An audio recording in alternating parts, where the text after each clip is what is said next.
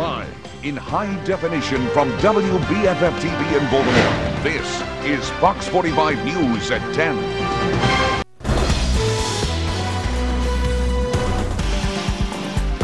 October is Breast Cancer Awareness Month, but it's not just the NFL sporting pink ribbons these days. In tonight's cover story, Melinda Roeder features a local nonprofit that's fighting the disease right here in Baltimore with one goal and a grassroots effort that's growing every year.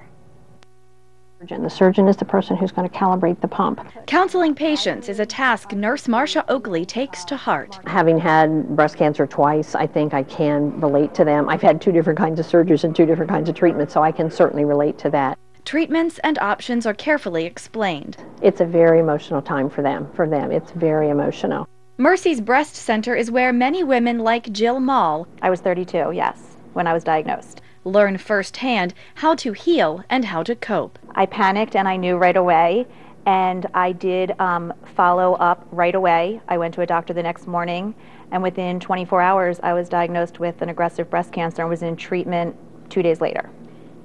But some of the most critical work they do here takes place at the Tyanna O'Brien Imaging Center.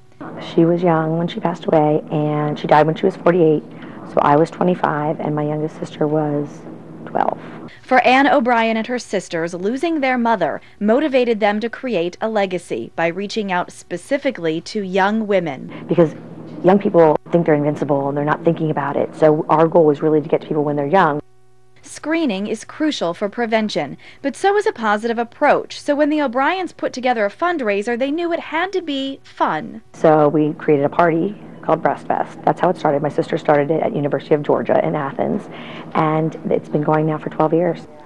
The Tyanna Foundation, named after their mom, now holds breast fests in 5 cities, but Baltimore's is the biggest. All the money that is raised in Baltimore stays in Baltimore. By keeping it local, they keep it personalized, but their grassroots efforts are growing. This year, they were recognized by the Ravens and Baltimore city leaders. But Breast Fest is still their big sell, and the event has found a permanent home here in Charm City.